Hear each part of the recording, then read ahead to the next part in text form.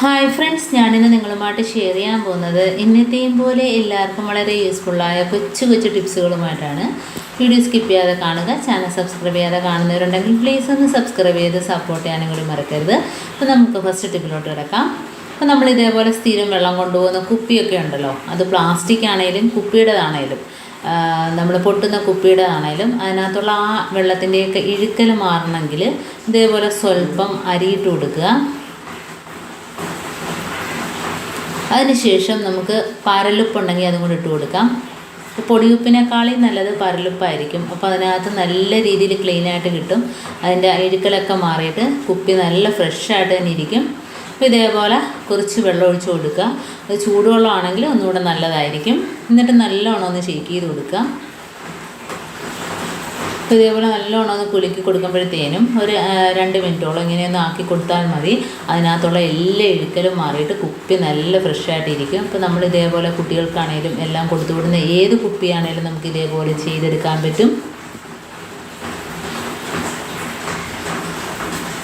അപ്പോൾ ആ അരിയും അതേപോലെ തന്നെ പരലുപ്പും കൂടെ ആകുമ്പോഴത്തേനും നല്ലൊരു റിസൾട്ട് തന്നെ നമുക്ക് ഇതിനകത്ത് നിന്ന് കിട്ടും. കാരണം കുപ്പി നല്ല ക്ലീനായിട്ട് കിട്ടും. അതിനകത്തുള്ള അഴുക്കെല്ലാം കണ്ടോ, ആ കളറ് വ്യത്യാസം വന്നുണ്ടോ വെള്ളത്തിൻ്റെ.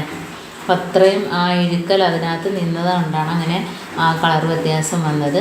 അപ്പം അതെല്ലാം പോയിട്ട് ഇനി ഒന്ന് നമുക്ക് കുലുക്കി കഴുകിയെടുക്കാം.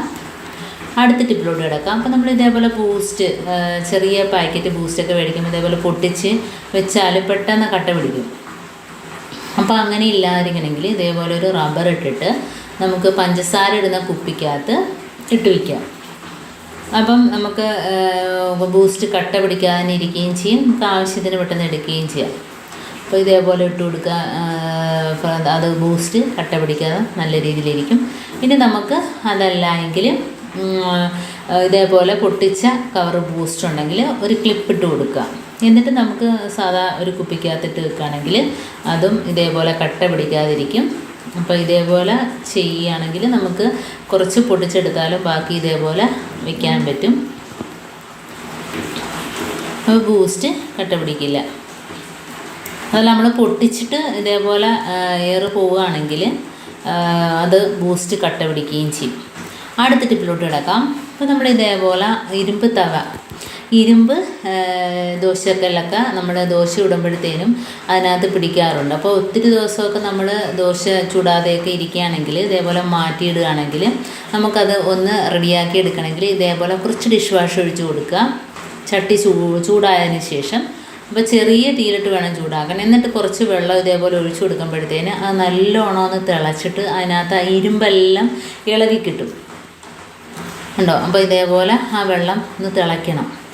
അപ്പോൾ ഒരു 5-10 മിനിറ്റ് ഇതേപോലെ ഒന്ന് ആക്കുകയാണെങ്കിൽ അതിനകത്തുള്ള ആ ഇരുമ്പിൻ്റെ ആ കറയും ഇരുമ്പും എല്ലാം ആ തുരുമ്പിച്ചതെല്ലാം പോയിട്ട് കല്ല് നല്ല ക്ലീനായിട്ട് കിട്ടും. അപ്പോൾ ഇതേപോലെ ഒരു 5-10 മിനിറ്റ് ലോ ഫ്ലെയിമിലിട്ടിട്ട് ഒന്ന് തിളപ്പിച്ച് ആ വെള്ളം കഴുകി ക്ലീനാക്കി എടുക്കുക. ഇനി നമുക്ക് കല്ല് കഴുകി എടുക്കാം. പ്രത്യേകിച്ച് ഇതിനകത്തൊക്കെ ദോശ ചുടുമ്പോഴത്തേന് നമ്മൾ നോൺ സ്റ്റിക്ക് പാനിൽ ചുടുന്നതിനേക്കാളും നല്ലൊരു ടേസ്റ്റാണ്. ഇനി നമുക്ക് കഴുകി വൃത്തിയാക്കിയതിന് ശേഷം അതൊന്ന് ഡ്രൈ ആയി വരുമ്പോഴത്തേനും അതിനകത്ത് കുറച്ച് ഉപ്പ് പൊടി ഇട്ട് കൊടുക്കാം.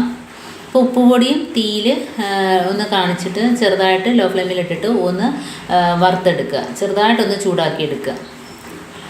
അപ്പോൾ അതിനകത്തുള്ള ഒരു സ്മെല്ലും എല്ലാം പോയി കിട്ടും. ദോശക്കല്ലിൽ ഇരുമ്പിൻ്റെ ആ ഒരു ഇതെല്ലാം പോയിട്ട് കറയെല്ലാം പോയിട്ട് നല്ല ഫ്രഷായിട്ട് ദോശക്കല്ല് കിട്ടും. ഇനി നമുക്കിതിനകത്ത് നല്ലെണ്ണ ഉണ്ടെങ്കിൽ അതായിരിക്കും നല്ലത്, വെളിച്ചെണ്ണ ഉണ്ടെങ്കിൽ അതാണേലും കുഴപ്പമില്ല. ഇനി നമുക്ക് ഇതിനകത്ത് ഒന്ന് ഒഴിച്ചതിന് ശേഷം സവാളയുടെ ഒരു കഷ്ണം അരിഞ്ഞിട്ട് ഒന്ന് തേച്ച് കൊടുക്കാം. അപ്പോൾ ആദ്യം നമ്മൾ നല്ല രീതിയിൽ ഒഴിച്ചു കൊടുക്കുക എണ്ണ. അപ്പോൾ പ്രത്യേകിച്ച് ഈ ഇരുമ്പ് ചട്ടിക്കകത്ത് നമ്മൾ ദോശ ഇടുമ്പോൾ നല്ലൊരു ടേസ്റ്റാണ്. എന്നിട്ട് ഇതേപോലെ ഒരു കഷ്ണം സവാള ഫോർക്കിനകത്ത് കുത്തിയിട്ട് ഇതേപോലെ ഒന്ന് തേച്ച് കൊടുത്താൽ മതി. അപ്പോൾ ചട്ടി നല്ല രീതിയിൽ ക്ലീനായിട്ട് ആ തുരുമ്പിൻ്റെ കറയും അംശം എല്ലാം പോയിട്ട് നല്ല രീതിയിൽ ദോശ കല്ല് റെഡിയായി വന്നിട്ടുണ്ട്. ഇനി നമുക്കിതിനകത്ത് ദോശ ചുട്ടെടുക്കുകയാണെങ്കിൽ നല്ലൊരു ടേസ്റ്റും നല്ല രീതിയിൽ ഇളകി വരികയും ചെയ്യും. അപ്പോൾ അപ്പോൾ ഇതിനകത്ത് ഗോതമ്പ് ദോശയോ എന്ത് വേണേലും നമുക്ക് ധൈര്യമായിട്ട് ചുട്ടെടുക്കാൻ, നല്ല രീതിയിൽ ഇളകി വരും. അപ്പോൾ ഞാൻ ദോശമാവ് ഒഴിച്ച് കൊടുത്തിട്ടുണ്ട്. ഇനി നമുക്ക് വേണമെങ്കിൽ കുറച്ച് നെയ്യൊക്കെ ഒഴിച്ച് കൊടുക്കാം.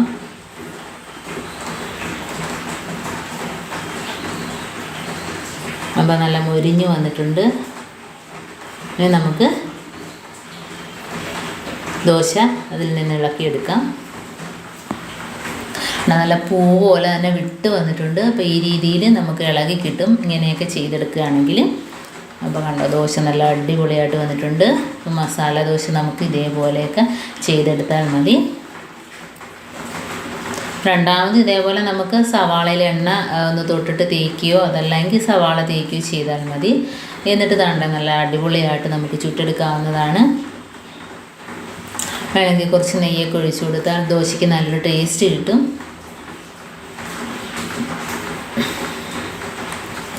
അപ്പോൾ നമ്മുടെ ദോശ നല്ല രീതിയിൽ ഇളകി കിട്ടിയിട്ടുണ്ട്. അപ്പോൾ ഇതേപോലെയൊക്കെ ചെയ്യാത്തവരൊന്ന് ചെയ്ത് നോക്കുക.